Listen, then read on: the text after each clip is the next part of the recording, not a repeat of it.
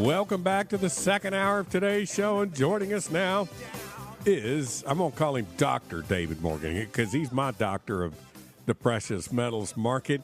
David has the Morgan Report. David, good morning. Good morning, Alan. Great to be with you. Well, it's good to be with you. Just briefly, what do you think of this monster move in the gold market?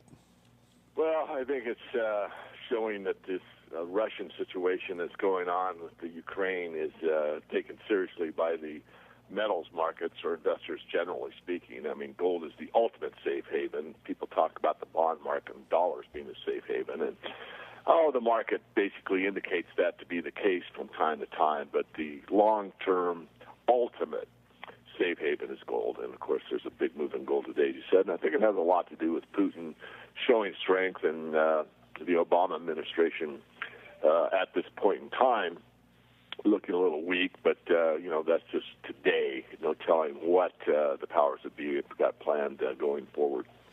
Gold, even though both of the metals are up today, gold is outperforming silver. Do you take anything away from that? I do. I mean, I really like to see silver outperform gold to establish a new bull trend is intact, but a move like this, I mean, let's face it, gold is certainly the premier asset for safe haven status, number one. Number two, for wealth preservation. I mean, gold is pretty much an establishment go-to investment, really. I mean, even though central banks badmouth it, central banks have been net buyers the last few years. Nation states buy gold hand over fist. Look at what's going on with China. So gold is a monetary asset, although it's downplayed in the mainstream media time and time and time again. The truth is it's the ultimate money on not only a nation-state basis but a central banking basis. Silver doesn't hold that. Silver is basically a monetary metal of the people, and it's also quite often referred to as an industrial asset, and it is. I mean, silver's used quite extensively in industry, probably more than 50%. So silver certainly has monetary value, monetary status, but it's a subset of gold, if you will, as far as what the amount or cash flow of money is. However, because it's a smaller market and it is a safe haven, you'll see silver outperform gold, and it already has from the beginning of the bull market. The establishment of the bull market was September 2003.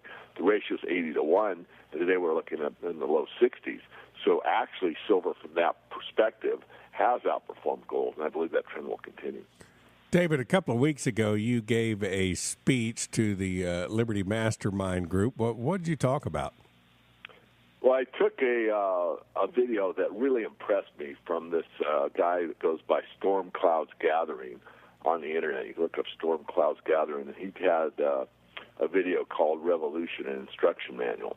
And he made several points in that video on how to do a peaceful turnaround, to, one, get people to start thinking, and several ways that you could not only inspire correct thinking, but also look at methods and methodologies that would portend how the people can basically stand up to this tyranny that we're seeing on a global basis. And I was so impressed by it, I took the transcript and modified it slightly, but I obviously want to give him credit. I added on some things at the end of it, my own thinking that were in line with his, but very, very well thought out, very, very tactful, and extremely important that it's a revolution of an idea.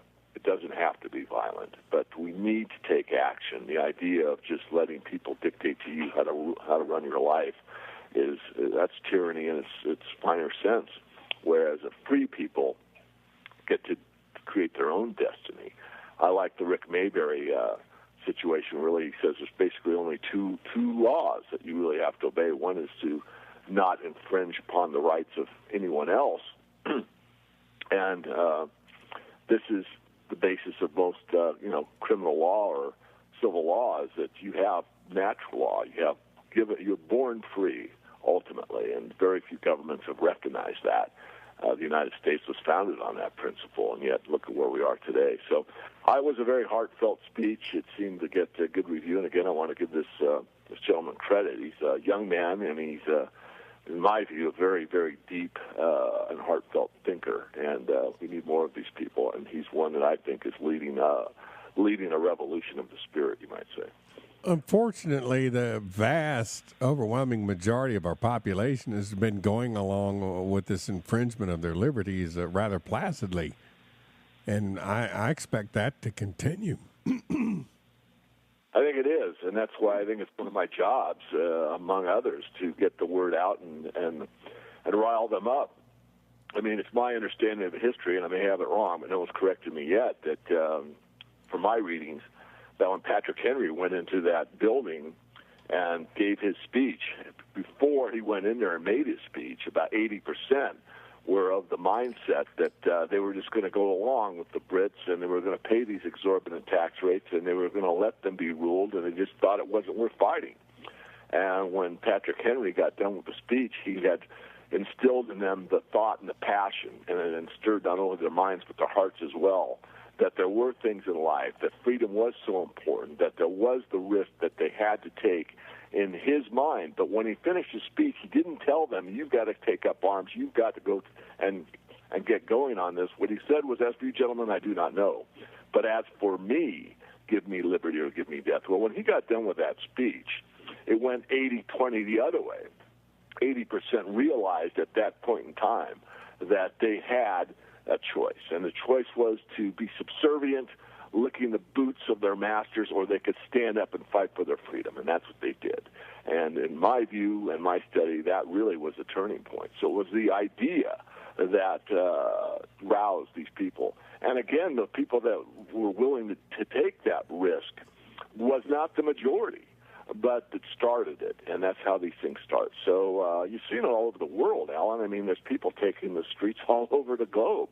It hasn't happened here, but I have to use the word yet. I mean, it certainly could happen here. Unfortunately, in today's environment, though, Patrick Henry would be labeled a domestic terrorist and marked for a FEMA camp. Yes, yeah, that's right. I mean, there are, and that's the idea. I mean, the idea is what price freedom, what price liberty, what is the sacrifice you're willing to make? I mean, these men were willing to give up, their lives and their fortunes and their sacred honor. We don't have many people that think that way today, but it's something to contemplate. It's not an intellectual exercise anymore. I think a lot of people that are even in the gold and silver community look at it as almost an entertainment thing.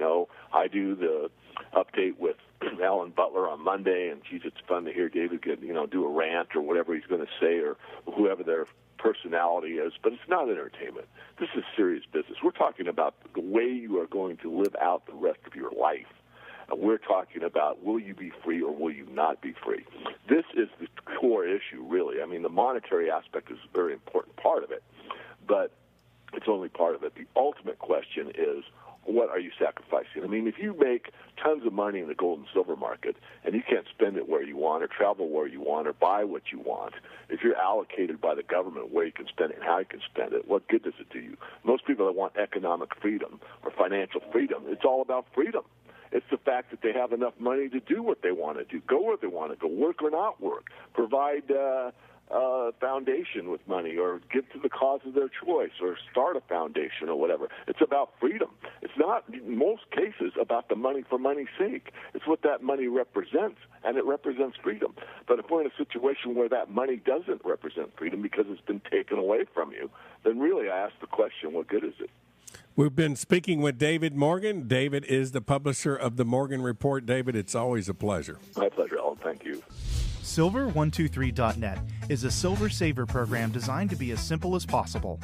For as little as $50 per month, you can set up and create an automatic cost average buying program that will get silver or gold sent to your door on a monthly basis. The first step to creating an account is easy. You will supply some basic information. Next, you will add a bank account from which you will schedule your purchases. Scheduling purchases makes saving easy. Silver Saver is customizable and allows you to control the amount and the date of purchase. Once you are signed up, you are then given your affiliate code. Now you can save in precious metals and also market this program. You can use email, web pages, and multiple forms of social media to share the Silver Saver program. Silver Saver will reward you generously with physical silver or gold whenever someone you refer becomes a saver. Silver Saver not only provides you with a share code, but also allows you to place your own banner ad on a website of your own.